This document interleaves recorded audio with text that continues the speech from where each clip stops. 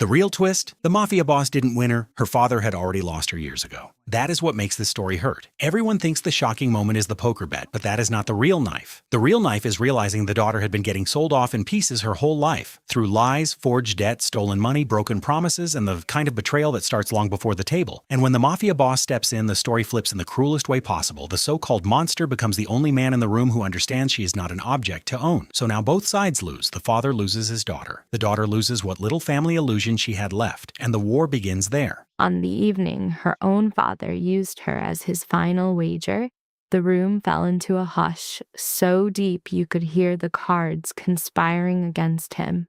She was pulled straight from a workout, dressed in a simple gray shirt, her hair a mess. A service elevator delivered her into this den of predators, a chamber of men whose wealth was quiet and whose danger was absolute.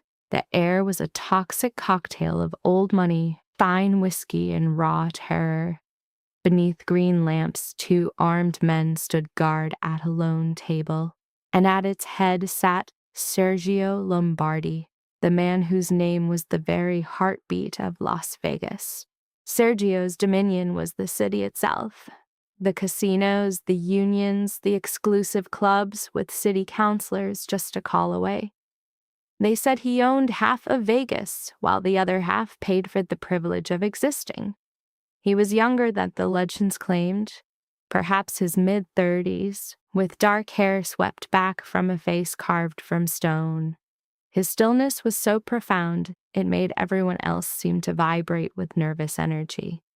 His expression was a void, but his frigid eyes registered every detail.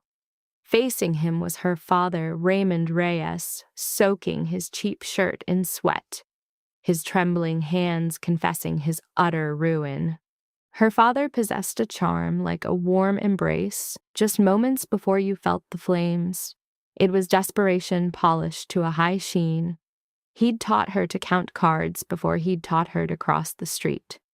At 12, she could spot a doctored shuffle. By 14, she could read the bluff in a man's breaking composure. At 16, she learned the acrid taste of addiction. Now, at 26, she screened his calls. But 40 minutes ago, a former pit boss had phoned. "Come get him. If you don't, he's not leaving." So she ran from the gym, her knuckles still taped, and rode an elevator down into hell. She entered bracing to find her father drunk, beaten, or bleeding. She never anticipated hearing his voice, thin with fear, utter the words, "I have one final thing to wager." The dealer remained impassive. Her father dragged a hand across his face and gestured directly at her. "My daughter." The words struck her with the force of a physical blow. Every man in that room turned to stare. She froze just inside the doorway as a cold, sharp resolve began to crystallize within her. Her father's gaze remained fixed on Sergio, not on her. That was the wound that cut the deepest. He couldn't even meet her eyes as he sold her life away. "Maya," he said, "she's in surveillance, sharp as they come, knows this business inside and out. If you win," he proposed, "she works for you until my debt is clear." For a woman who had built a fortress around her emotions, for one heart-stopping moment, she forgot the simple act of breathing. A laugh then tore from her throat, a harsh, broken sound of pure disbelief. "You pathetic, drunken fool," she hissed, striding toward the table. "I'm not a bargaining chip. I'm not some collateral. I'm not a thing you can throw into the pot." Her father flinched, but only from the volume of her voice. Shame was a language he no longer spoke. All that remained was fear. Fear was the addiction's only master now. Sergio Lombardi merely leaned back, his expression a perfect mask. He held her father's gaze for a long moment before his eyes finally shifted to her. It felt like facing a locked vault, only to realize the man inside already held the key to every one of your secrets. People are not part of the pot, Sergio stated at last, his low, resonant voice seeming to shrink the very room. Her father swallowed. Call it what you will, he stammered. Her mother's house is in my name. The credit line, too. I used her account for the marker.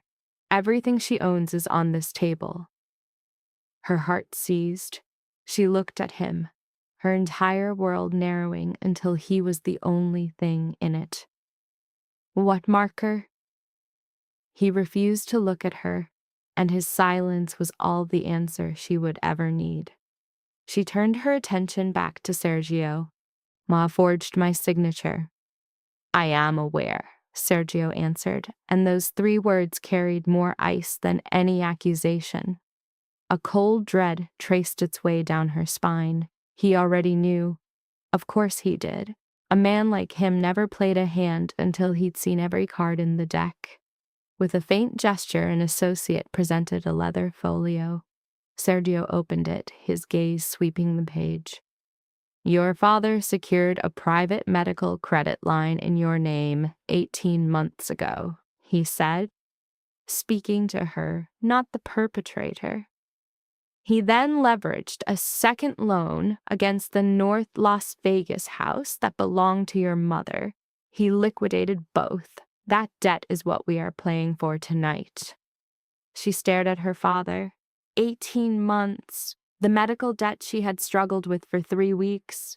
She had survived on cheap noodles for 2 months to recover from that debt. She had pawned her mother's bracelet to pay the electric bill. And he had simply signed her name. Something inside her fractured. A clean, irrevocable break.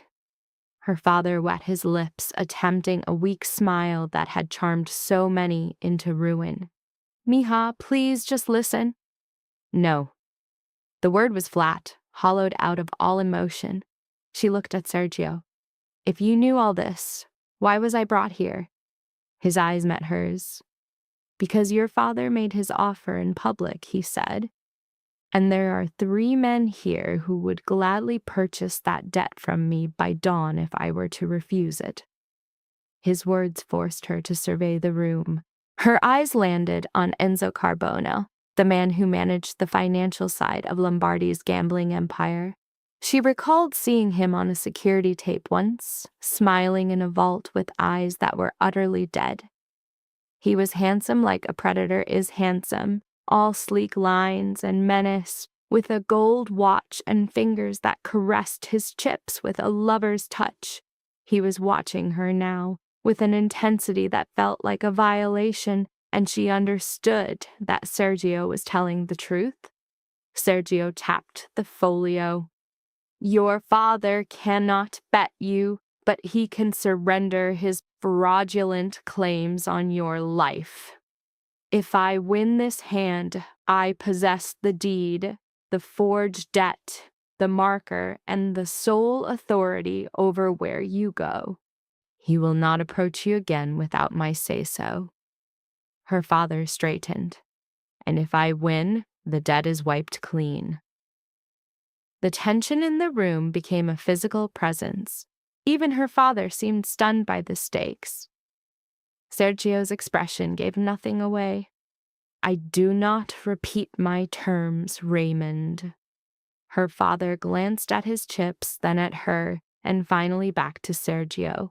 Greed had always been his only compass. It was his god. Deal!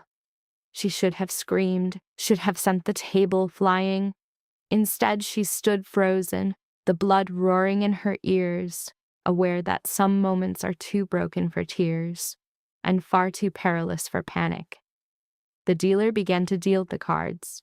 She felt herself drawn toward the table, as if by an unseen force. It wasn't concern for her father. He had forfeited any claim to her loyalty long ago. It was an instinct, a deep certainty that the game itself was corrupt. It took her only 3 seconds to confirm it. The dealer's thumb lingered a fraction too long on the deck. The cut was impossibly deep. As the turn card was revealed, Enzo Carbone tapped his ring finger on the felt. a classic signal. Her spine went rigid. The deck was loaded. The entire evening was a carefully staged play. Sergio placed his bet with the indifference of a man setting down his glass. Her father matched, his hands shaking. The final card was dealt. A wave of relief and avarice washed over her father's face, the combination that always made men fools. He revealed his cards as if they were his salvation. 2 pair. Sergio barely glanced at the hand before turning over his own. A flush. The air left the room. A strangled, inhuman sound tore from her father's throat as he shoved himself away, his chair clattering to the floor. "No," he choked out. "No. That can't be." "It is," she heard herself say. Every head in the room swiveled toward her. She stepped forward, pointing to the cards. The deal was compromised. Enzo Carbone's mouth curled into a slow, superior smile. Sergio's gaze fell on her, now with a new sharpness. Her father stared at her as if she were the betrayer. A man auctions his own daughter, then rages when she finally chooses to fight. "The house doesn't fight the river," an older player muttered. She ignored him completely. The dealer dragged the cut. The burn card was high. That deck is stacked. Enzo fanned his own cards. "Are you making an accusation, sweetheart?" She met his gaze without flinching. "I'm accusing the only man in this room who is smiling." The statement made 2 bodyguards tense up. Sergio raised a single finger, and they became statues once more. He looked at the dealer. "Examine the deck." The dealer's face turned the color of ash, which was all the proof required. A second man stepped in, spread the cards, and located the marks in seconds. Minute imperfections at the corners, invisible to an untrained eye. The atmosphere in the room shifted instantly from tense to lethal. It was the crushing silence before violence erupts, when dangerous men decide who will be the first to fall. Her father, lost in his alcoholic fog, had no idea he'd just led them both into an execution chamber, but she did. That hand was never meant for him to win. It was a setup designed to humiliate Sergio Lombardi at a rigged table before his entire court, and she had just announced it to everyone.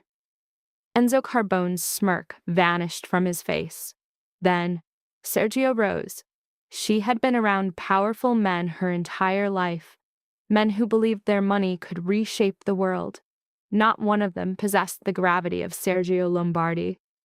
He stood, buttoned his jacket, and the temperature in the room plummeted by 20 degrees. His gaze traveled from the tainted cards, past Enzo, over her father, and finally settled upon her. "You witnessed it from the entrance. It was an indictment, not an inquiry." "I did." "Good." A single word and her entire world fractured. He gave a slight nod to 2 men against the wall. "Relieve Raymond of his credentials, his timepiece, his keys, and any remnant of dignity he brought with him. He departs with only his pulse tonight because she is present to observe it." In that instant, her father erupted. Not at her, not at Sergio, but at a phantom life his addiction had promised him. He was silenced with cold efficiency. A man loyal to Sergio brought him to the floor with a fluid motion that was almost artful in its lack of violence. Primal fear compelled her to take a single step backward. Her father lay heaving at the rug, a miasma of fury and inexpensive whiskey rising from him. "Maya," his voice was a strangled plea, "you will not depart with him." She gazed down at the utter ruin he had become. For a single searing moment she was 8 again, clutching a cheap spelling prize on their porch, anticipating a father who never arrived. Then she was 11, seeing her bicycle bartered for a gambling token, then 17, grasping that her mother passed with inadequate medicine because he had pilfered the crucial funds en route to the clinic. She had been interring him in her memory for years. Tonight was merely the first time his form occupied the tomb. "I am not departing with you," she retorted. Sergio's gaze lingered on her a moment longer than necessary, a complete cipher. Then, with a curt gesture toward the exit, he commanded, "You are coming with me now." She remained motionless. Why? Because this entire game was theater. Your father was the lure, and the architects of this spectacle are not finished with you. Across the room, the space once occupied by Enzo Carbone was now a void. That was all the explanation she required. She knelt, snatching an object from the carpet amidst the strewn chips and securing it in her pocket. A solitary ace, its corner marred, the evidence of the entire ruse. She rose to confront the city's most formidable man. "A private chamber," she insisted, "a private key. No one would touch her without her consent. I require every document bearing my name this evening, and if you deceive me even once, I will vanish." A flicker of something crossed Sergio's expression. Not amusement, but perhaps a measure of respect. Agreed.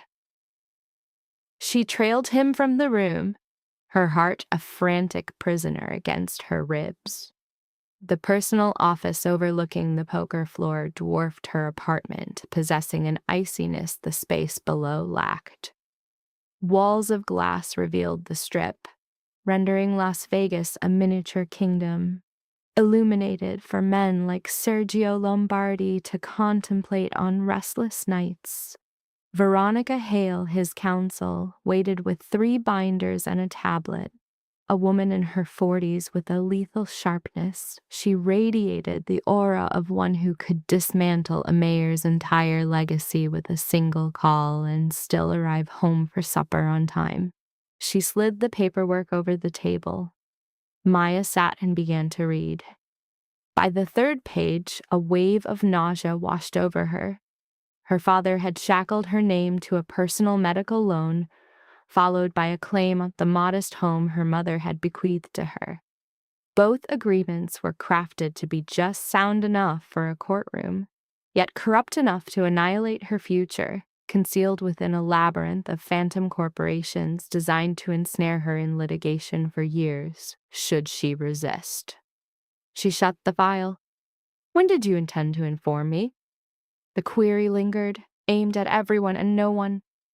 "No later than tomorrow morning," Veronica stated. A stark, mirthless laugh slipped from her throat. How remarkably considerate. Sergio stood by the glass, hands pocketed, viewing the city as if it were a costly issue requiring his oversight. "Your father did not happen upon my table by chance," he remarked.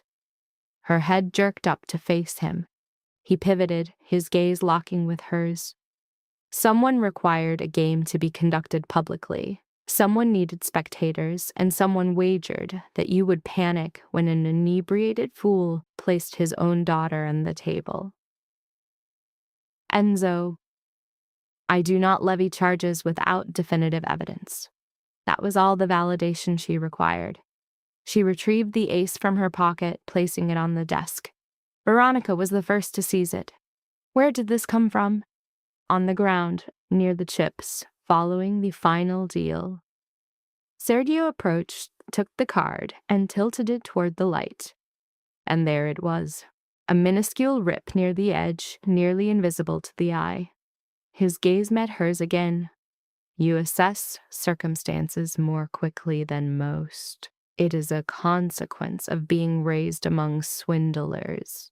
Veronica meticulously placed the card into a sealed evidence pouch. Sergio observed her for a considerable time before he finally articulated his terms. "These are your options. 1, you depart from here now. And before dawn, Carbone's associates will file a claim on the house, suspend your finances, and peddle a compelling narrative to dangerous individuals that you purloined marked evidence from a confidential game. 2.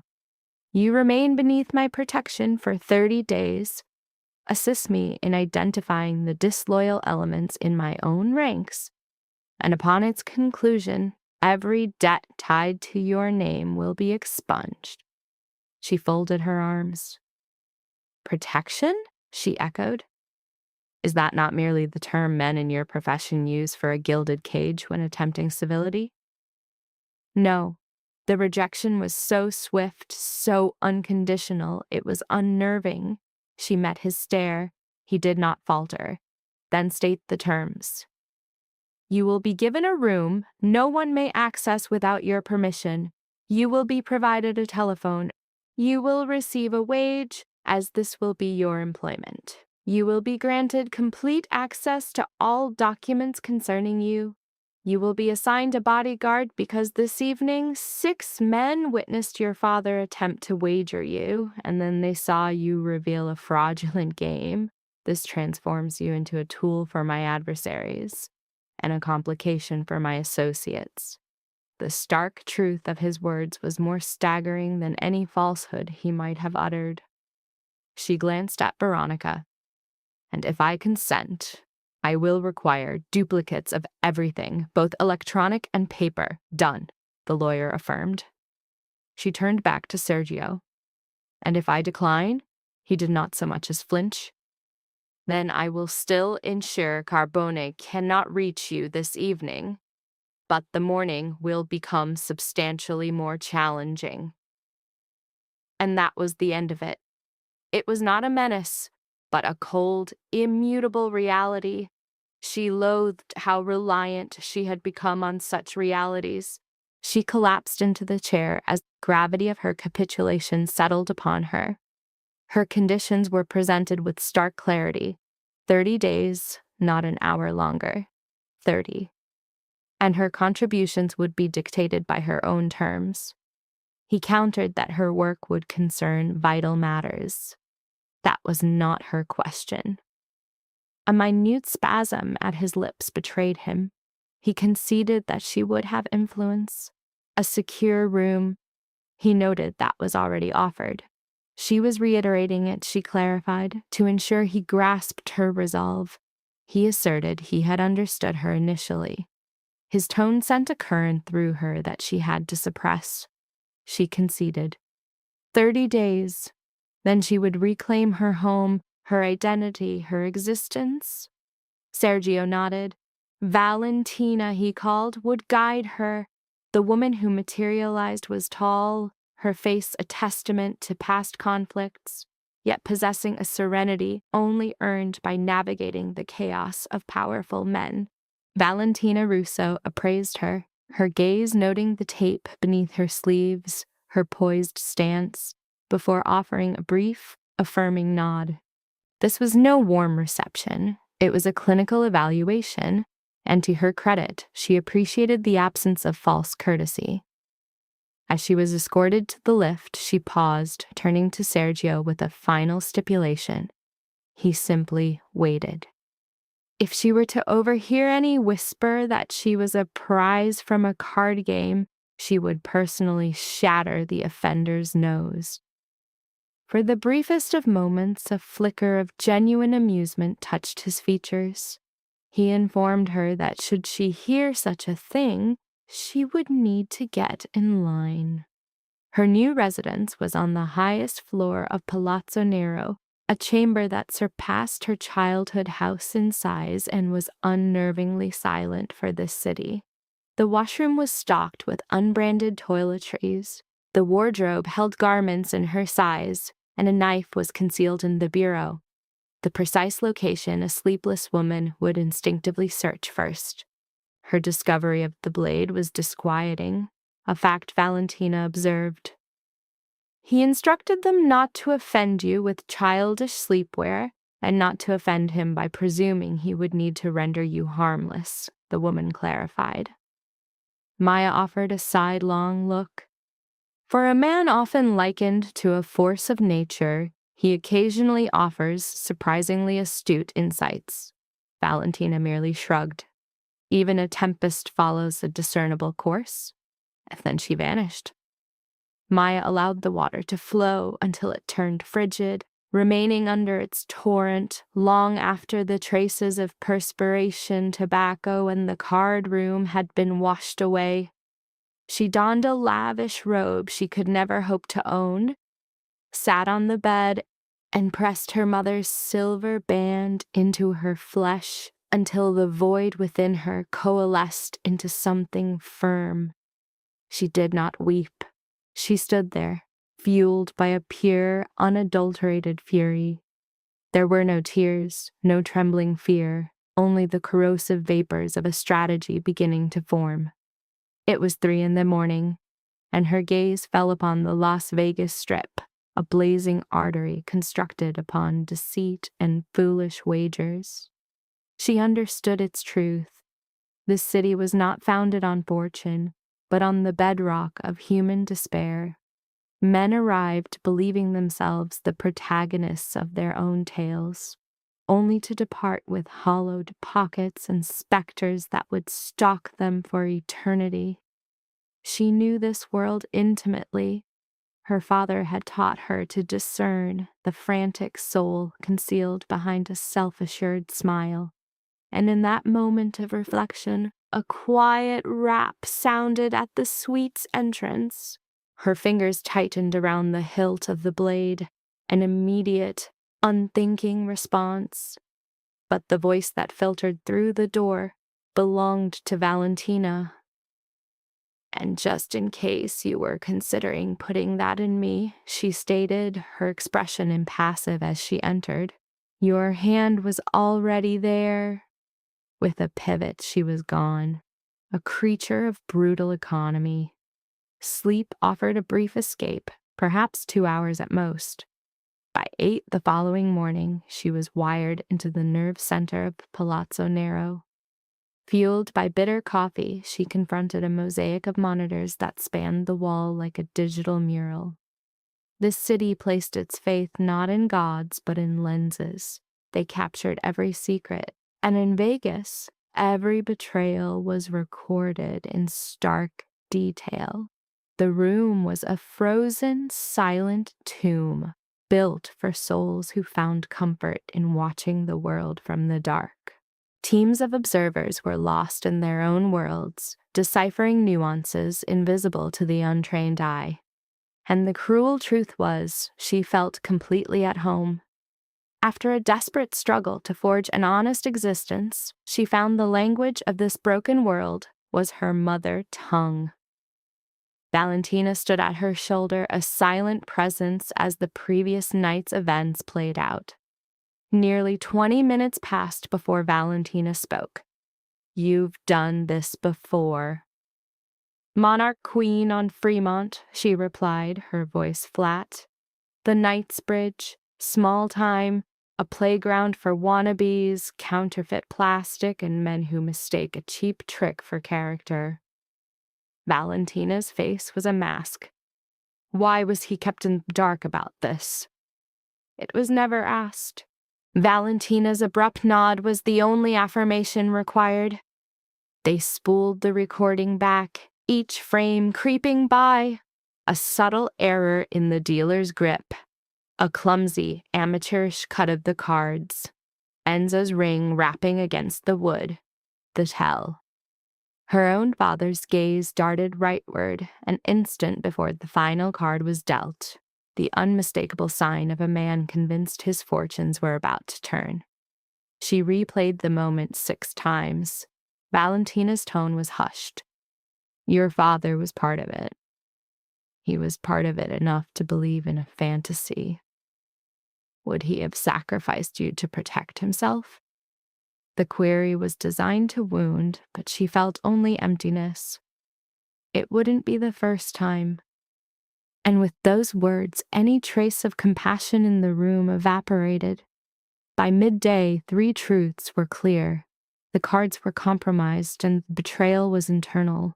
Enzo Carbone's signal confirmed his access to the secure decks. Across the Palazzo Nero, just 6 individuals held such a privilege. Enzo, of course, was one. The remaining 5 were either bound by fierce devotion to Sergio, deeply in his debt, or ghosts from his father's time.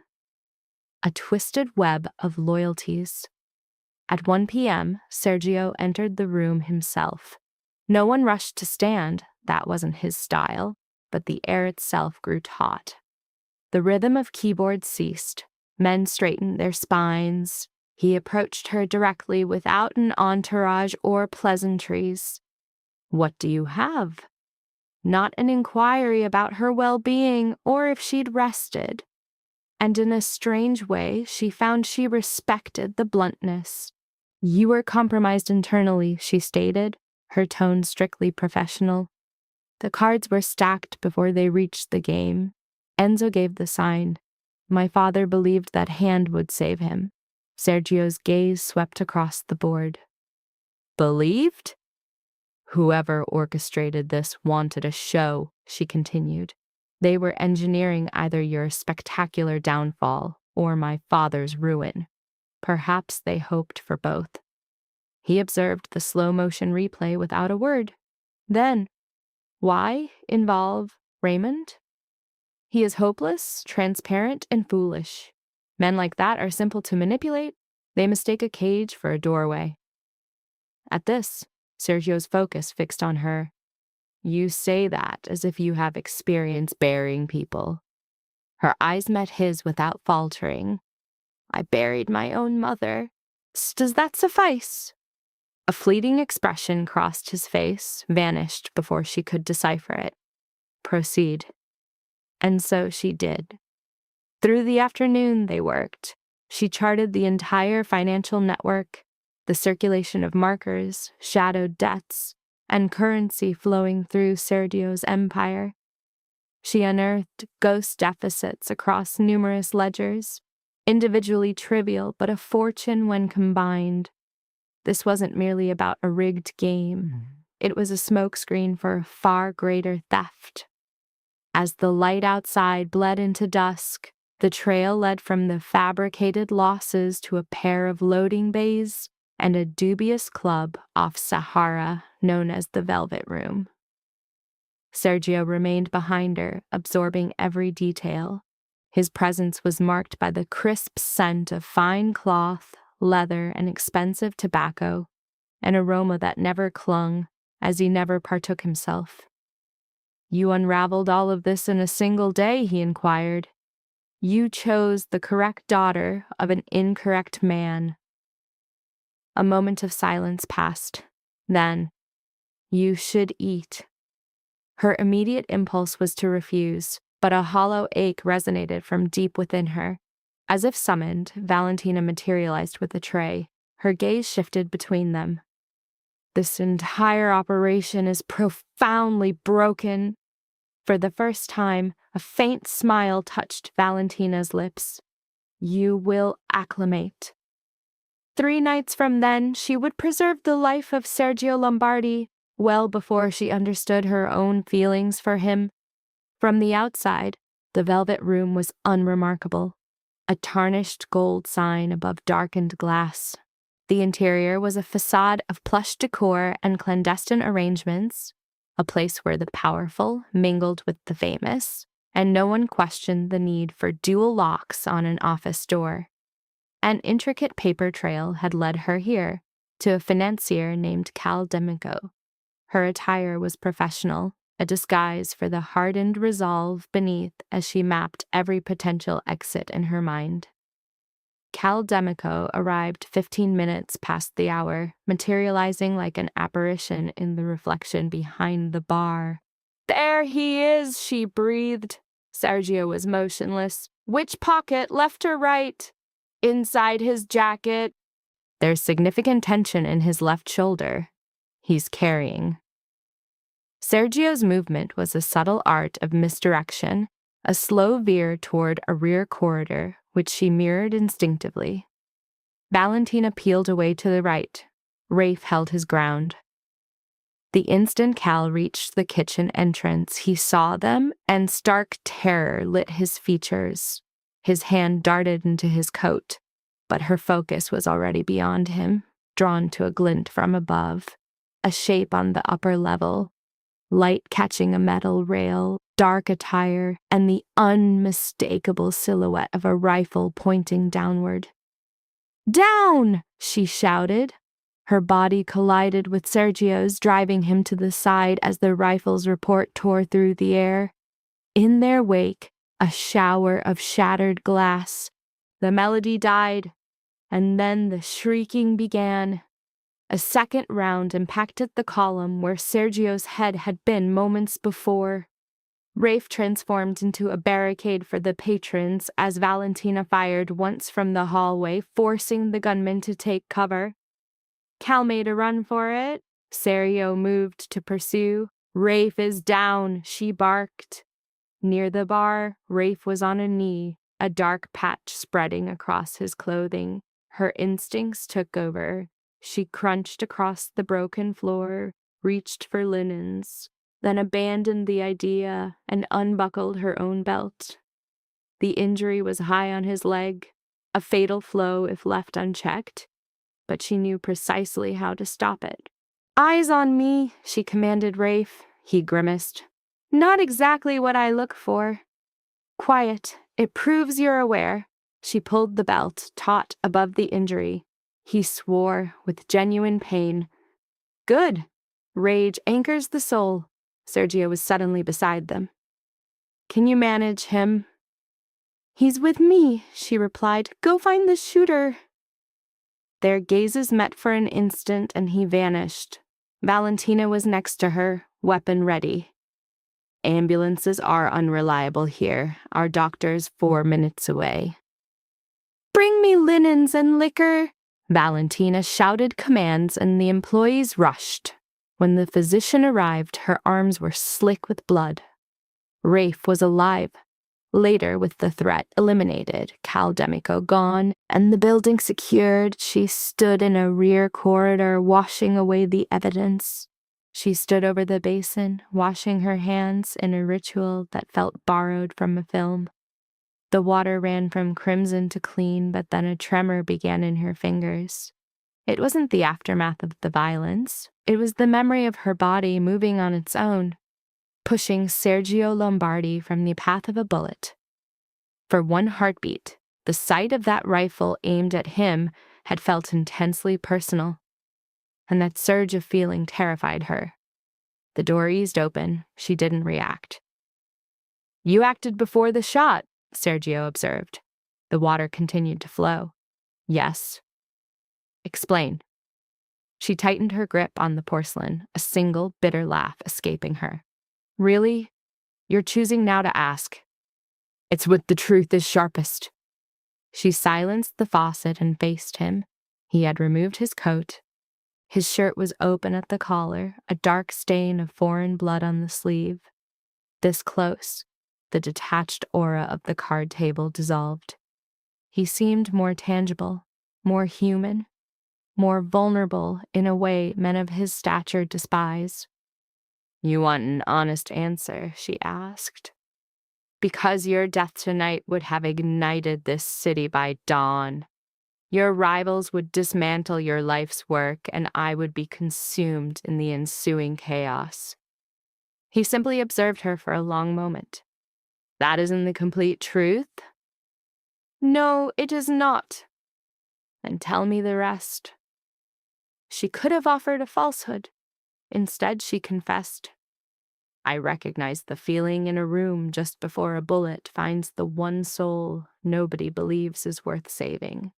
A change flickers in his demeanor, a subtle shift almost too small to notice. "My father began taking me to his games when I was just 13, she says, her voice lowering to a conspiratorial murmur. "Not for the betting, but to learn. To see the tells, the cheats, the men trying to mask their fortunes. She was always the outsider, a slip of a girl in worn-out sneakers.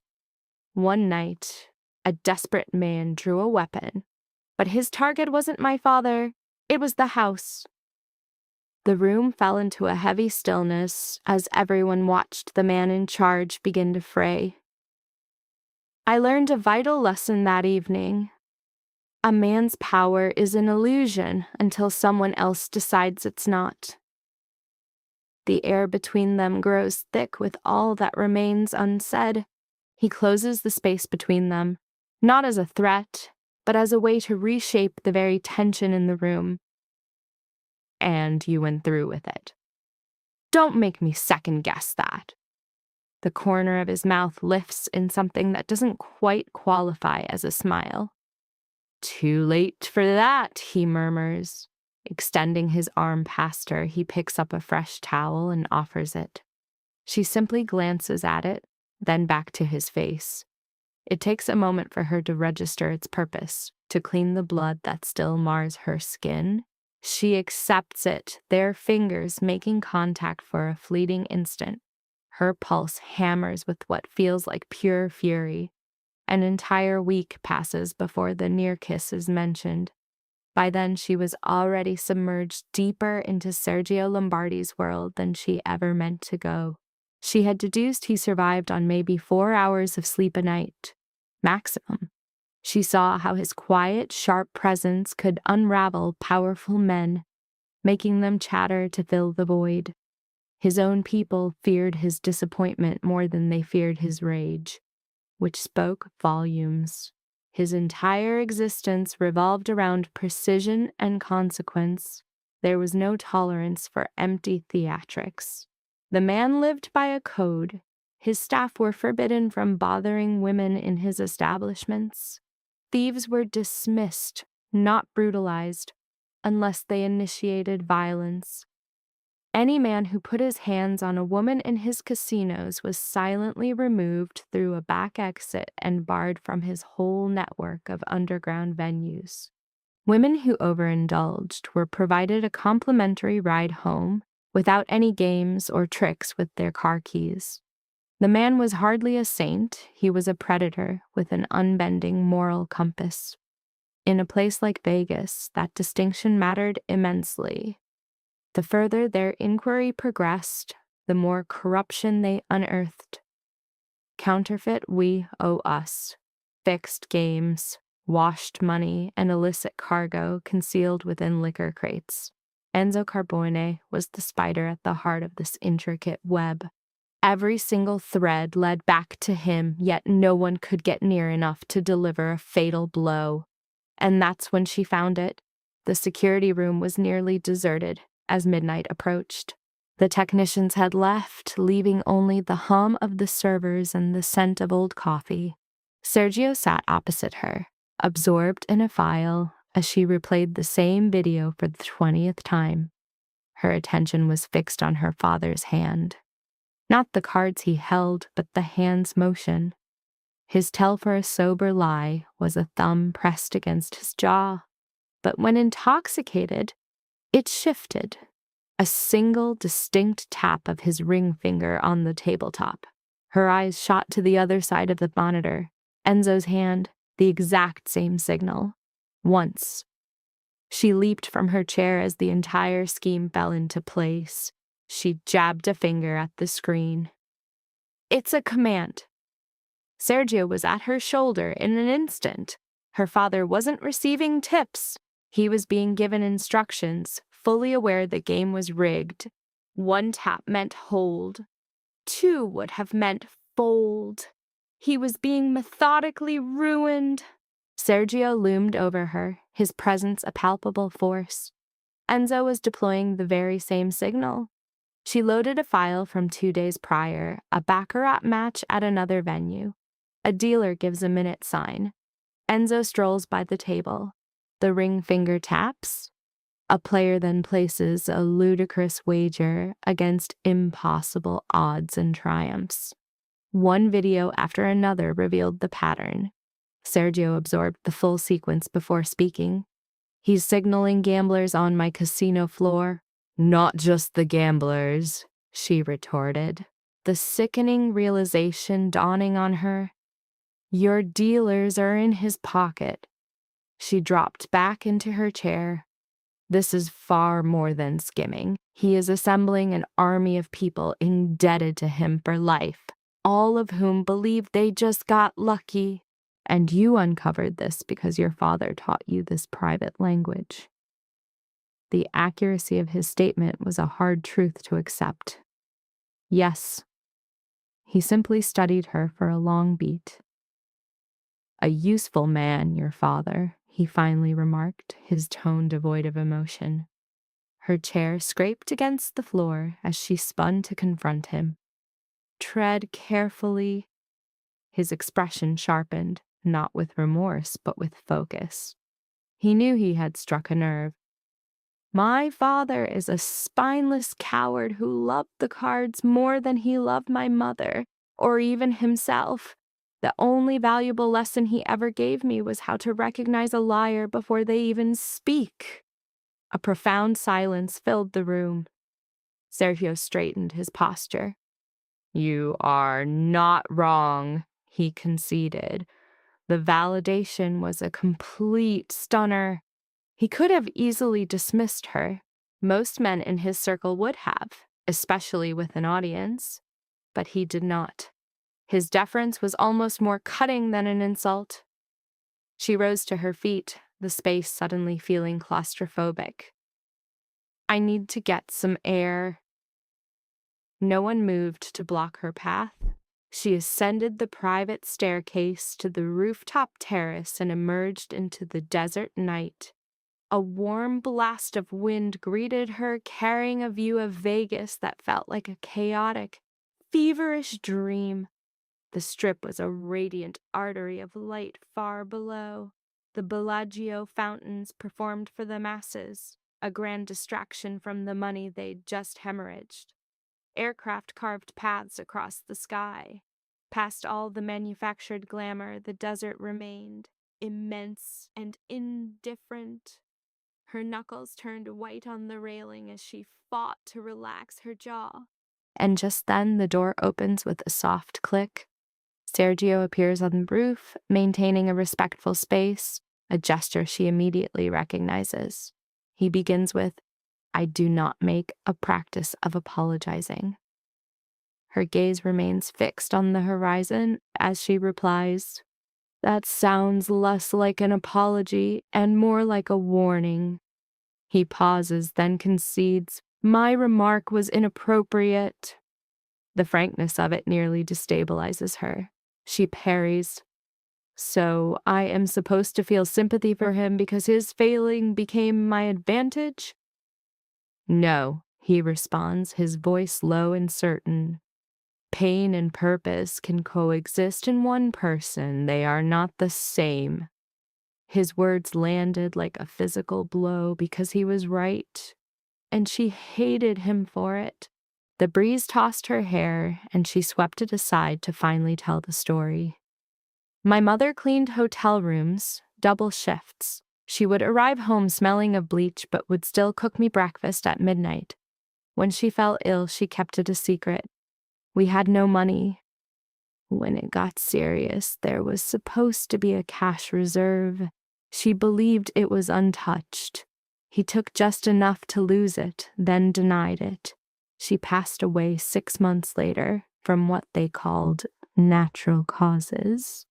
But I'll always remember calculating what he had stolen from that fund. She had never recounted that full story to anyone. Not her mentor, who knew her fury was her fuel. Not her team, who assumed she just despised gamblers. And certainly not the man who essentially controlled this city and, at present, her.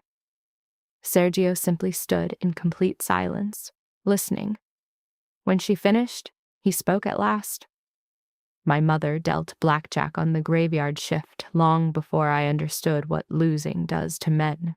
He continued, My father would drink away half her wages, bet the rest, and once hawked her wedding band for a hand he was convinced was a sure thing. She pivoted to look at him. His expression was a mask, but his voice was scarred, like metal that has endured a lifetime of fire. When your father spoke your name, he states, his voice dangerously quiet, I was moments from putting him through that table. A tightness forms in her chest. Then why didn't you? She asks. Because eliminating him at that moment would have been precisely the move our true adversary was hoping for. The reasoning was cold, brutal, and undeniable. He glances out at the city. So, I accepted the contract, he says, and I made it clear to everyone that I took it, not you. She furrows her brow, and the purpose of that was? This time his gaze meets hers directly. This town can gossip about a woman who is with me, he explains, but predators do not prey on what they perceive to be my property. That sentence should have enraged her. Instead, it accomplished something far more perilous. She found herself believing him. The realization dawned on her. He was wielding his own fearsome reputation as a shield to guard her against the lesser threats. The quiet between them grew heavy, filled with all the things they were not saying. She became intensely aware of the wind, the city lights, and the man standing just beyond her reach. You truly don't take anything that isn't offered, she observes softly. For a brief second, his gaze falls to her lips before returning to her eyes. No. A current runs through her. Every instinct screamed at her to step back, to recall she was on a rooftop with a man even murderers feared. Instead, she closed the distance between them. She made no physical contact, yet her proximity alone altered the atmosphere. If I kiss you, she murmured, you are not allowed to dismiss it as gratitude. A dark, understated smile touches his lips. In that case, be certain of your reasons. Oh, she was certain. That was the terrifying part. She leaned forward and kissed him, prepared for him to recoil or react with surprise. But what she received was a demonstration of self-control so profound it was nearly unbelievable. There was no grabbing, no exploitation. He simply raised one hand with deliberate slowness, offering her an escape, and cupped the back of her neck as if she were made of porcelain. His kiss was deliberate, warm, and ferociously patient. Nothing was hurried, nothing was seized. In that instant, the world beneath them simply dissolved. Their kiss was not an assertion of power, but a shared, terrifying descent. Her hand found his collar, a diagnostic touch, as if to confirm a man like Sergio Lombardi even had a heartbeat. And she found it. A violent tempo that felt more dangerous than it had any right to be. He was the one to sever the connection, his forehead resting near hers, his composure shattered for the first time she had ever witnessed. Maya. Her name was not an endearment. It was a precipice he was fighting not to fall from. She swallowed. What are we doing? If this happens, he rasped, his voice a deep tremor, it will not be born from a room of fools watching you be treated like a trophy. His condition needed a moment to land. Then the pieces clicked into a brutal mosaic, the spectacle at the tables, her father's treachery, the public degradation. He was drawing a line. Whatever they were becoming would not be founded on the ruins of her humiliation. That understanding opened a fracture deep inside her. Good, she breathed, because any man who believes I am a prize to be won doesn't know the first thing about me. It earned a smile from him. A rare thing, brief, potent, and dangerously captivating. No, he conceded. I imagine easy is not a word that has ever applied to you. Her entire axis tilted. She took a step back, suddenly starved for air. 3 days later, Enzo Carbone made his play. A case of marked cards was discovered in her suite. 2 envelopes thick with illicit cash were pulled from a hollow wall panel. An expertly faked digital transfer, routed through a shell account, was traced to a terminal she had used. The frame was immaculate, and its very precision was the deepest part of the insult. The meeting that followed was an inquisition, held in one of Sergio's private sanctums with 12 men seated around a table that hummed with pressure. Valentina was a silent statue behind her. Sergio presided. 3 seats away, Enzo wore a flawless mask of concern. A primal urge screamed at her to destroy him then and there. Instead, she remained motionless as Sergio's lieutenant presented the evidence, concluding, "This appears to be an open and shut case." "It was designed to be," she countered, her voice like shards of glass in the heavy air. "This was the performance, a ritual of loyalty where the only verdict that counted was the boss's." Her defiance was merely the expected final struggle before the inevitable. Enzo's sigh was a masterful piece of theater, casting her as a tragic disappointment.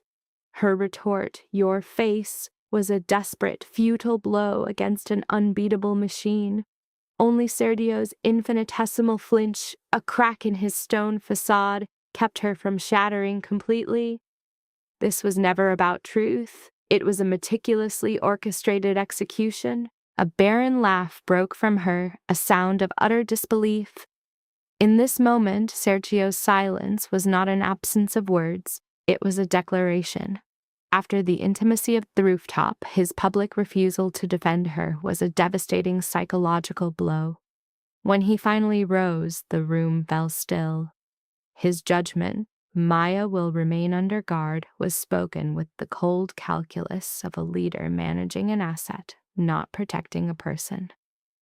The fact he wouldn't meet her eyes was the final, twisting blade, confirming a political wound far deeper than any physical threat. Valentina's hand on her arm was a silent plea. Survive this. She allowed Valentina to guide her away, understanding that pride without power was a death sentence in their world. The opulent suite had become a prison of velvet and gold, its luxury a grotesque mockery. There, she moved through the stages of betrayal, from a searing rage to a glacial shock, and finally to the desolate awareness of her own foolishness. She had paced a trench into the plush carpet by the time Sergio appeared. He entered alone, carrying the weight of a man who had just finished a terrible performance. "Just say what you came to say," she commanded, her voice hollowed out. "Then leave." He presented her with a knife. It was a complex gesture, an offer of truce, a restoration of her power, the very instrument of their brutal world. He explained the public condemnation had been a carefully staged charade. The room had been compromised, they were being watched, the paranoid reality they lived in. His strategy was to feign a rupture to ensnare Enzo.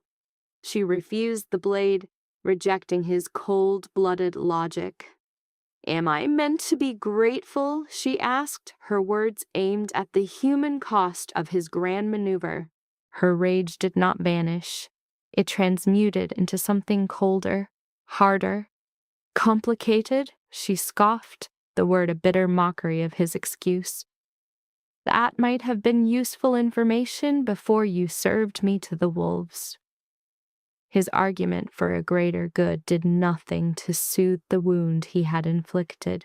For the first time, his own composure finally broke, not in anger but under the crushing strain of his position. "Do you think I don't know that?" The silence that followed was immense. He laid the knife on the table between them, a stark symbol of their reality. "There are no clean moves left," and that silenced her, because it was the absolute truth. The look in his eyes was something far beyond anger. He explained everything. The conflict had escalated, and Enzo had gone for the throat, taking her father from the very safe house Sergio had placed him in. It was a dark irony. Sergio's protection had been just another cage. He would have been dead in 48 hours, he stated with chilling detachment. The note Enzo left behind was pure, malicious stagecraft, a lure designed to strike at her core. Bring the ace. Come alone. Her fingers tightened on the paper, her deepest anxieties given form. He knows I have it. She looked at Sergio, seeing the whole poisoned chessboard. So you need me as the lure while you prepare your counter move. His reply was sharp. I need you to not walk into his. Then the request came, don't go without me. A command that fractured into a plea, a rare fissure in his armor. His vulnerability was a near fatal blow to her resolve. But she turned away, her silence a definitive answer. The Old Star Motel, a derelict spot on the city's fringe, would be her battleground. So, predictably, she went alone. It was always going to be this way, propelled by a wild grief that mistakes itself for bravery. Enzo had understood her perfectly. She would always choose a defiant, solitary path over a man's careful plan. She moved like a phantom, abandoning her car for the shadowed alleyways. Her preparations were methodical. The ace was secured, a blade was accessible, and a burner phone was cold and dead in her pocket. She had already discarded her real phone, dismissing Valentina's warning about a tracker, a fatal moment of hubris. As it happened, Valentina was not bluffing. Inside room 11, the scene was one of utter ruin. Her father was bound to a chair, appearing a decade older, his own failure etched into his features. He whispered her name, and she severed the sound with a wall of ice. No, she said, her voice a flat line. You don't get that privilege. The air in the room was thick with the stench of decay and defeat. He attempted an excuse, and she cut back, which he? All he could muster was a broken laugh, a confession of how many masters he had served. She simply waited for the truth. He finally met her gaze with the terrifying clarity of a man who had run out of lies. The confession was a quiet brutality. Enzo had turned him 2 months ago, leveraging his debts. His task had been simple. If she got too close to the truth, he was to deliver her into the trap. You see too much, he breathed as if it were a law of nature. He remembered you, even as a girl. This snare was never for a card player. It was for a mind that could perceive the entire board. The reality of it landed like a physical blow. So you sold my eyes? He could only bow his head in silent assent. I was so certain Lombardi would never take that bet. And there it was. The source of his betrayal wasn't malice, but the pathetic arithmetic of a lifelong gambler. He had wagered on his own daughter's life and lost everything. You were wrong, she stated, her voice devoid of any feeling. For one agonizing second, she saw a ghost of the father he once was. I know, he rasped. She moved closer, ensuring he felt the full weight of her every word. The worst part is not the debt, or the forged documents, or even you using me as a pawn. It's that some foolish part of me still came here to save you, and I despise myself for it. His face broke as it was always meant to. From the doorway, a slow, derisive clap echoed, a predator admiring its trap. Enzo Carbone leaned against the frame, radiating satisfaction. As his men advanced, Maya's instinct took over, and she grabbed her father's chair to use as a shield. Enzo's gaze fixed on her. You brought it? Clever. He assessed her not as a captive, but as a peer. The viper in the designer suit. His smile was another kind of blade. This is why I wanted you. Most are just marks. You always understood the con. She held her breath, a coiled spring of violence. He advanced a single, measured step. Give me the ace, and he walks. Her father's choked warning of "don't" was lost in the tension. "It's never just a card," she retorted, voicing a code in a world that had none. "A shame," Enzo sighed, and his men rushed forward. In that instant, she moved, hitting the light switch and plunging the room into violent darkness. A gunshot rang out, followed by a scream. She navigated the chaos on pure, lethal instinct, dropping low, shattering a kneecap with a kick, her blade finding its home in soft tissue. This was a desperate, bloody reclamation. A frustrated oath cut through the dark. Another shot fired, and then the motel windows imploded. Not from gunfire, but from the blinding concussion of flashbangs. Through the piercing ring in her ears, she heard a scream. It was Valentina's voice. The relief that washed over her was so profound it nearly buckled her legs. But another gunshot cracked the air, this one impossibly close. Her father jolted beside her. In the strobing, chaotic light, time seemed to freeze as a crimson stain blossomed on his shirt. "No," she whispered. As Sergio's team swarmed the room, Enzo was already vanishing through a shattered back window. Sergio stepped through the doorway, the last to witness the tableau of ruin. His gaze swept the scene, her father, and the life spilling out between them. From outside, Valentina's cry of "Carbone" confirmed the violence was not yet over. Maya fell beside her father, knowing at a glance the wound was fatal. Instinct took over, her hands desperately seeking to staunch the flow, to hold back the inevitable. But his hand clamped onto her wrist, his strength a final startling act. A crimson-stained smile formed. "Don't, Maya," he rasped through a gurgle in his throat. A final cough tore the last poison from his soul. "I loved the table, more than anything." "This is the last and ugliest part of me," he confessed, each word a struggle. "Worse than the debts, your mother, or the child on the stairs." Tears carved paths down her face, as some part of her believed she could still fix this. "You don't have the right to say this to me now." "I know," he conceded, the admission a deeper cut than any blade. "You were never the con. You plan, you survive. Bet on yourself, mija, not on men like me." His hand went slack. She clutched it tighter. His gaze drifted past her to Sergio, whose mind was already 5 moves ahead. Enzo was in the wind, and trouble never comes alone. His eyes found hers at last, a flicker of genuine presence after a lifetime of absence. "My apologies," he breathed, and then he was gone. She has no memory of a scream.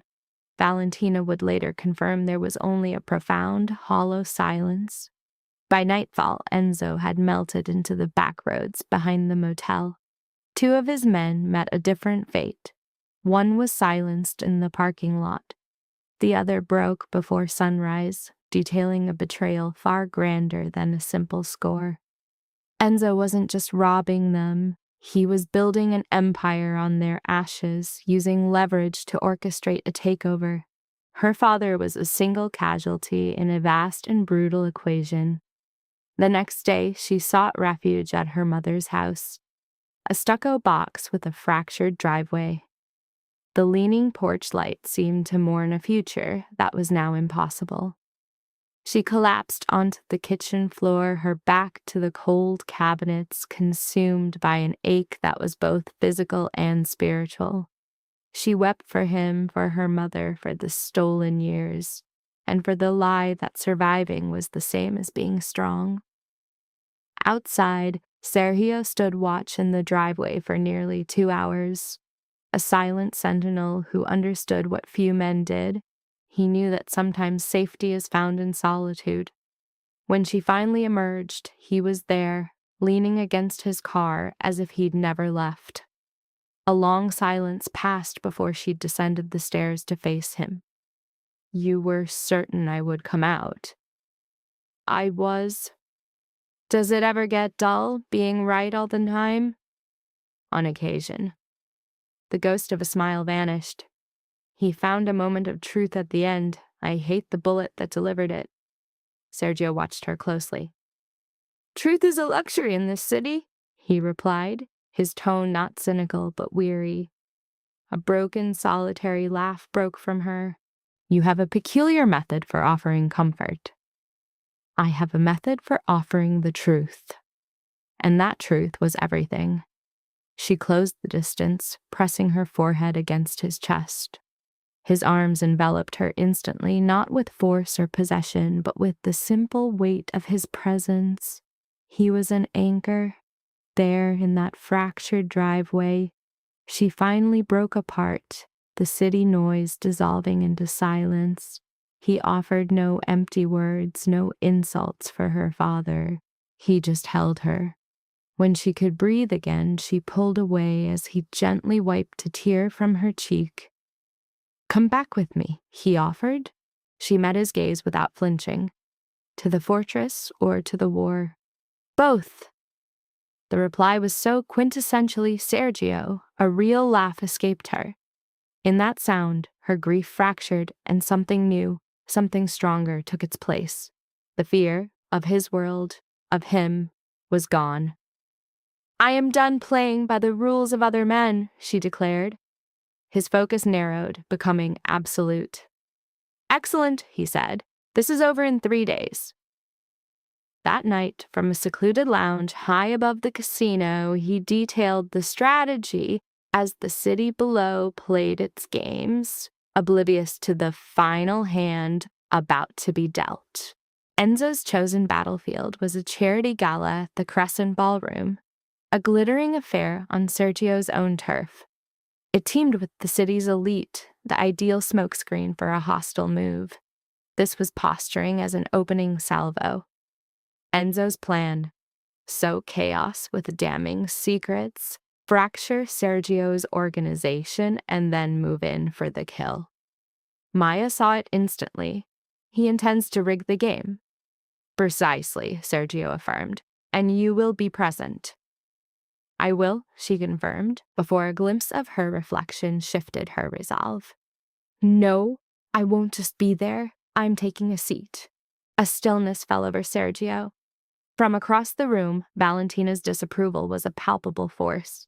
His voice was quiet, final. Permission denied. Maya simply crossed her arms. The last time I was at a table like this, I was the prize. This time I choose my own hand.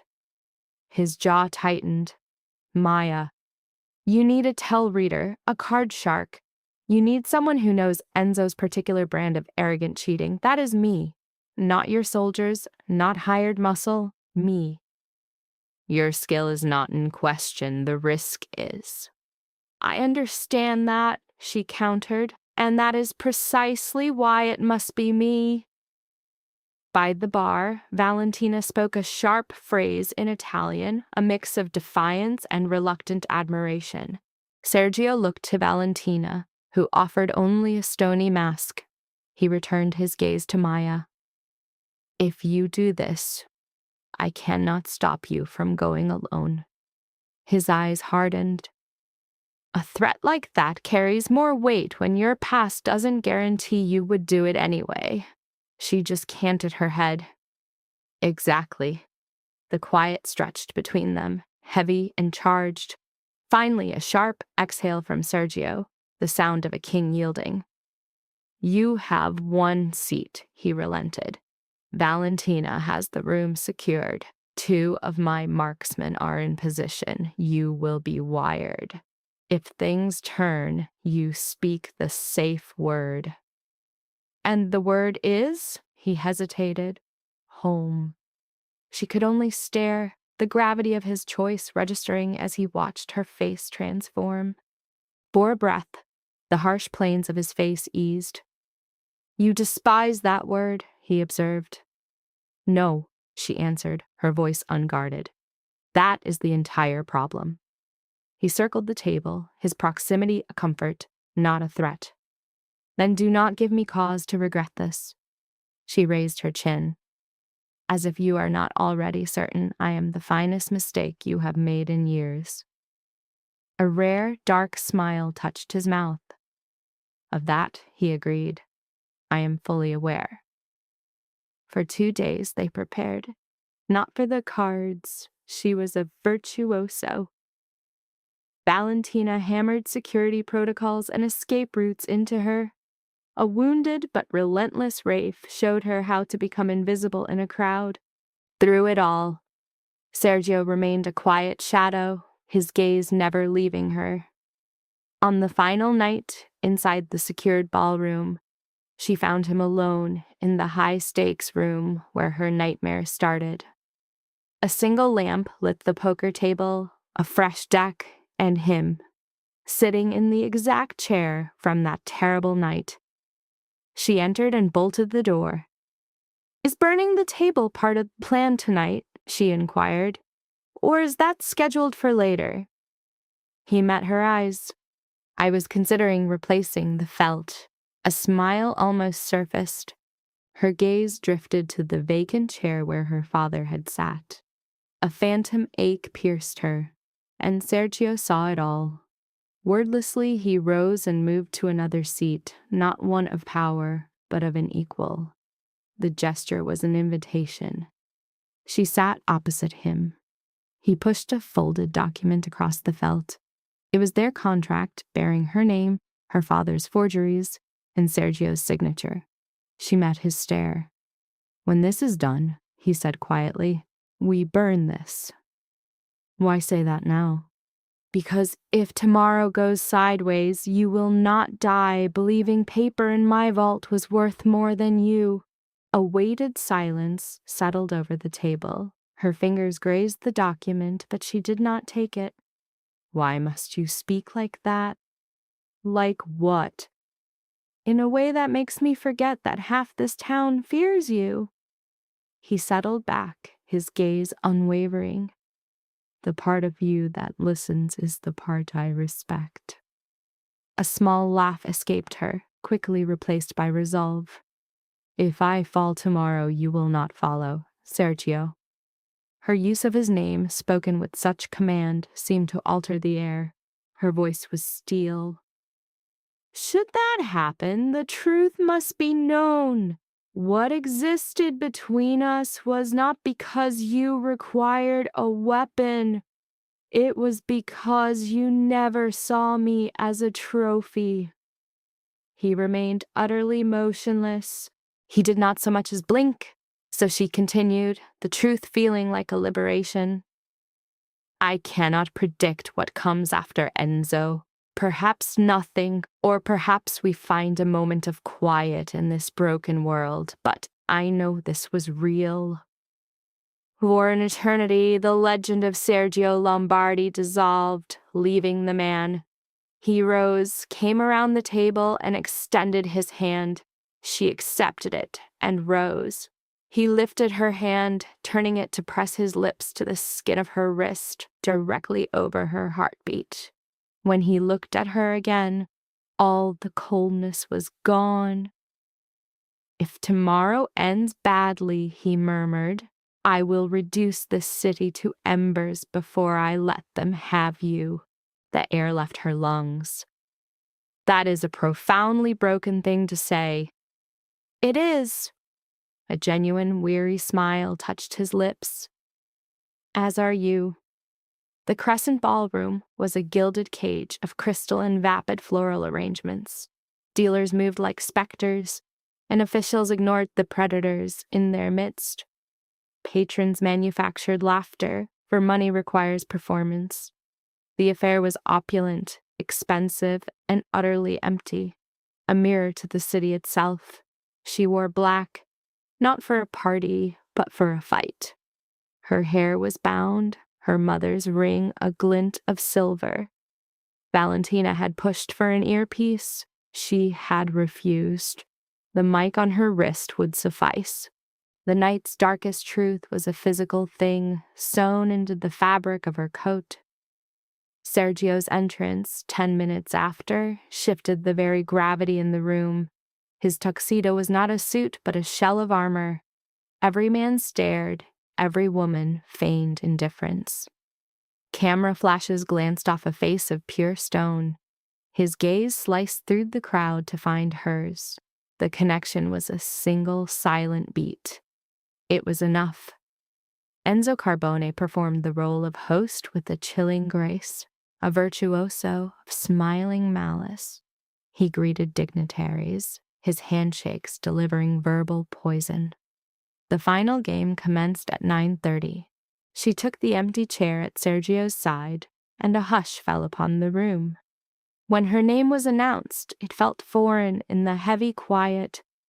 A current of whispers rippled through the guests. A few knew the history. The girl from the legendary game, now rumored to be Lombardi's asset. She let them talk. The night's end would settle all accounts. Enzo sat across from her. "A daring move," he murmured as the cards were dealt. A familiar sentiment from men with unsteady hands. His smile was a thin, colorless line. In mourning, but so defiant. How remarkable. She arranged her chips. Alive, but so very transparent. The first few hands were honest. Enzo was following the rules for now. The dealer's movements were too fluid, a pantomime of fairness for the spectators. Such perfection was the flaw. True cheats have no need for theatrics. She sacrificed 2 small pots, claimed a third, and folded a strong hand simply to observe. An official stood and watched 2 tables away. 2 of Sergio's men feigned a conversation by the wall as Valentina moved like a phantom through the crowd. On the 7th deal, she saw it. The deception was not in the shuffle, but in the discard tray. The finish on the used cards had a slightly different wear, a minute flaw in the gloss. The scheme was to introduce a doctored deck once the pot swelled. Her expression was a perfect blank. Sergio remained still. He watched her. She watched him. Enzo claimed 2 large pots, his posture loosening with arrogance. This was the precise human error she relied on. Men like him always read stillness as submission. On the 10th deal, she drew 2 queens. Something shifted in Enzo's eyes at her wager. The dealer's thumb then paused on the deck for a fraction of a second too long. There it was. The signal, the tell. The turn card was clean. The river would be the counterfeit. She felt it coming. "Hold!" Her voice cut like a whip, startling the room. The dealer froze, card in hand. Every soul in the ballroom stared at her. Sergio's stoic expression did not change. Enzo, however, allowed a smirk to form. "Is there some kind of problem?" "There is." "Absolutely," she stated, rising with a deliberate theatrical grace. Her gaze moved past him to the commissioner, then swept the silent hall before settling on the dealer. "That card is not from the deck we began with." A pin could have dropped in the resounding silence. The dealer swallowed audibly. "That is ridiculous." "Is it?" She held out her hand for the discard pile. Valentina was instantly at her side, not to interfere, but to ensure procedure was followed. She took the top burn card, angling it toward the light. "To the naked eye, the edge seems black," her voice commanded the room. "It is not. It is blue-black, a subtle shift in the ink, the very same as the ace from the game 4 weeks prior when my father was destroyed at a compromised table." The whispers became a roar. Enzo's smirk was gone. She withdrew the saved ace from her jacket. The room gasped as one. Her gaze met Sergio's, and for a moment a wave of raw pride in his eyes almost broke her. She set the ace beside the burn card. "The edge markings align perfectly," she announced. "Same alteration, same counterfeit stock." Enzo Carbone has been poisoning this city with fraudulent cards to invent debt and blackmail his victims. A commissioner leaped from his chair. An investor rose with him. Enzo kicked back his chair, his face dark with fury. "This is nothing but a cheap spectacle." "No," she countered. "This is arithmetic finally taking its revenge on you." The dealer bolted. Valentina intercepted and subdued him in under 3 moves. At that moment, the entire hall was plunged into absolute darkness. It was by design. The blackout and the ensuing screams were perfectly orchestrated. She dropped the floor on instinct. A gunshot echoed, and another. From the chaos, Sergio's voice roared, "Secure this room!" Red emergency lights began to flash, painting the panic in strobes. People were screaming. A waiter fell in a shower of glass. Enzo had vanished. She was already gone. Service corridor, first door on the left, maintenance stairway. She knew the route intimately, having drilled it 2 days before under Valentina's watch. Her wrist communicator vibrated. "Maya." It was Sergio. "Position?" "North service stairs," she gasped. "Stop." "I will not." The line crackled with his controlled fury. Then, "Roof! He's heading for the catwalk on the sign." She had already come to the same conclusion. She flew up the steps, bursting onto the rooftop into the dense Las Vegas air, the scent of steel and the drone of neon. The glittering city spread out below. In the distance, Enzo clutched an injured arm, moving with a gun toward the huge palazzo sign, a thin metal walkway. 0 cover. The footing was precarious. Sergio appeared in the doorway just behind her. A weapon fired. He staggered. For one single crystalline second, her whole world stopped turning. He sank to one knee, a hand pressed to his shoulder. Enzo's laugh was a foul, grating sound. "Well, what do we have here?" It all unfolded in a terrible slow motion. The wound wasn't fatal. His shoulder, excruciating but survivable, if they made it off this roof. Enzo retreated onto the catwalk, his gun on Sergio, but his stare was fixed on her. "What a city!" he yelled above the wind. "Men build it on luck. Then they get furious when the house cheats." "The house?" She shifted, drawing his eyes to her. "You were never the house. You were just a rat in the walls." His face contorted into a snarl. She cast a look to Sergio. He was on his feet again, unsteady, his face set like granite. Her eyes snapped back to Enzo. "No," she said, her voice flat and cold. "I am finishing what you began." He swung the weapon in her direction. It was the precise moment she anticipated. In that sliver of time, his concentration on Sergio broke. In that same instant, a corroded support beneath his feet gave a low groan. Men like Enzo always watch your face when they believe they are winning. Another lesson from her father. She made her move. Not for his weapon, for the control panel for the sign. Snatching the maintenance rod at her feet, she obliterated the emergency cutoff. The colossal palazzo sign went dark. Their world dissolved into blackness.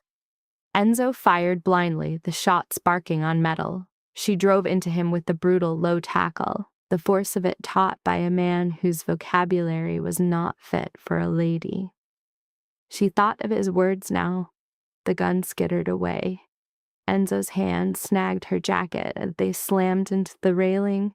For one terrifying second, there was only wind, steel, and the long fall to the lights below. His elbow crashed into her ribs. Pain flared. She forced the bar up under his chin, propelled by the rage she had contained since her father had last spoken her name like it was just another debt. His grip failed. She tore herself free. As he lunged for the fallen gun, Sergio fired. The sound ripped through the night. Enzo stopped, looking down at the red blossoming on his shirt as if surprised his luck had finally expired.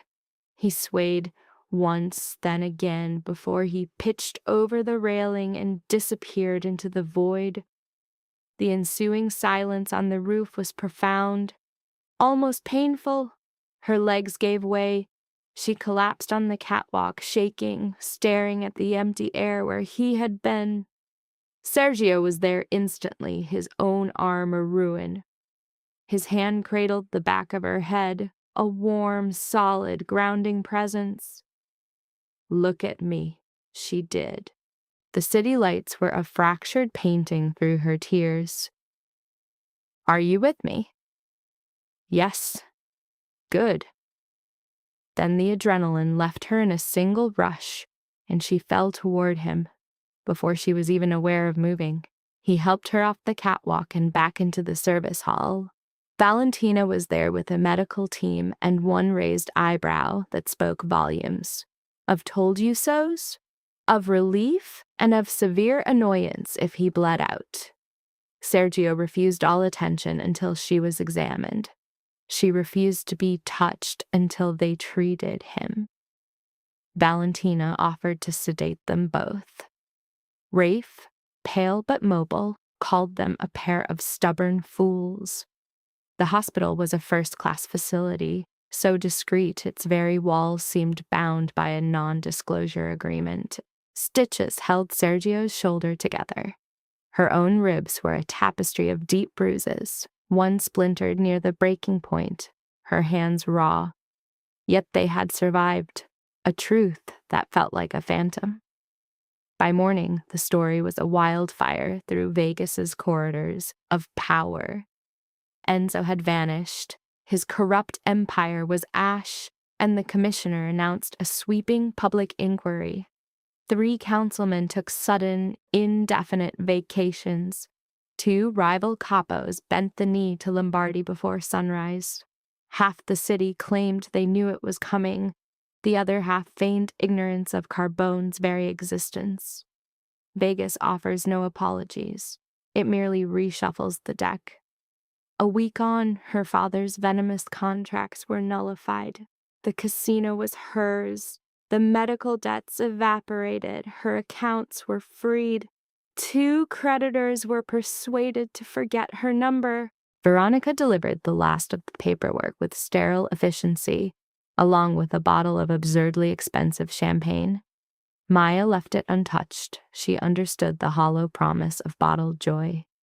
On the 8th night post-upheaval, she stood alone in the vacant high-stakes poker room when Sergio appeared.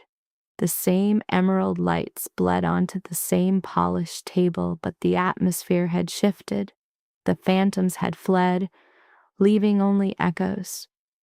He closed the door, his steps measured as he approached. His shoulder was mending, the sutures gone.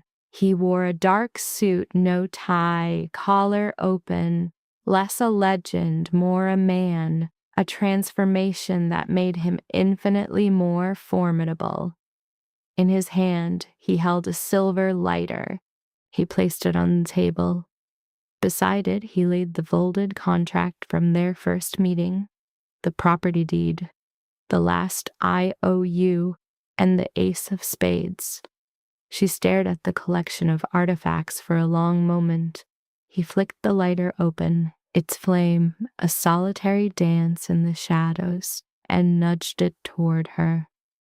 The invitation was clear. She lifted the contract first, introducing it to the flame. The paper contorted into black, the signatures that had bound her dissolving into nothing. She then burned the deed, a quiet eulogy for a brutal war. After that, the final piece of her debt. At last she held the ace, hesitating for a heartbeat before surrendering it to the fire. As the final ember died, it felt as though the entire room exhaled. Sergio's eyes were fixed on hers, finally shattering the profound silence. I won the hand, Maya. His gaze met hers, and she heard the words he left unsaid. But I never possessed you.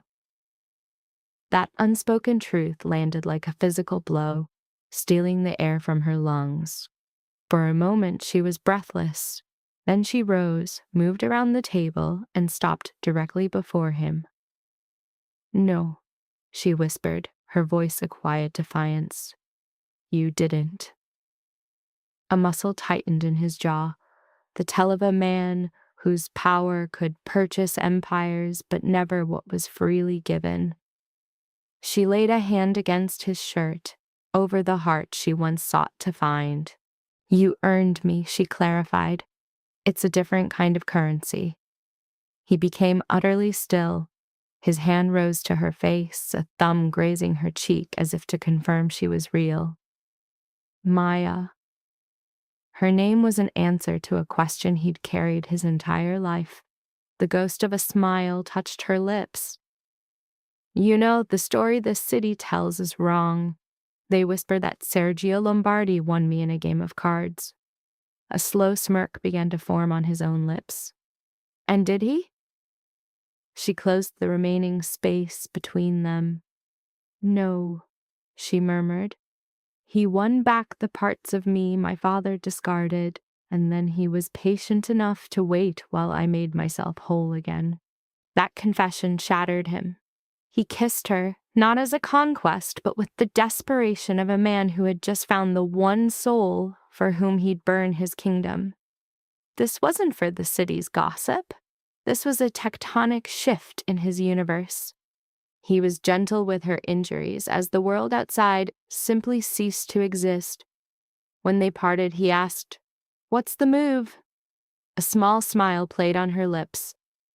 "First, I'm keeping the house." He nodded. "Good. I'm also keeping my name." "Also good." "And I am taking over your casino's integrity division with the contract that allows me to dismiss anyone who treats me like an ornament." And for the first time, a genuine laugh escaped him, a sound the city had never heard. "Done," he agreed. "And when we argue, which we will, you won't pull rank, and I won't resort to breaking things unless it's a code red emergency." He actually paused to consider it. "Define code red." She laughed back, then her expression turned solemn. "The last time I stood in this room, I believed my life was over." You could see the shadow of that memory fall over him. That never should have happened. "No," she countered, "but it did. And I am finished letting the worst night of my life define my entire story." She took his hand, pulling him from that table and toward a future in a city built on illusions. Las Vegas is a city that thrives on narrative, and the official tale goes like this. A worthless father wagered his daughter, and Sergio Lombardi, the sovereign who owns half the strip, merely arrived to claim his prize. But the city can keep its fictions. Only the two of them will ever know the truth of what transpired that night. Because on the evening her father tried to lose her, she wasn't won by anyone. Instead, she became the one asset in all of Vegas that was and would remain completely off the table.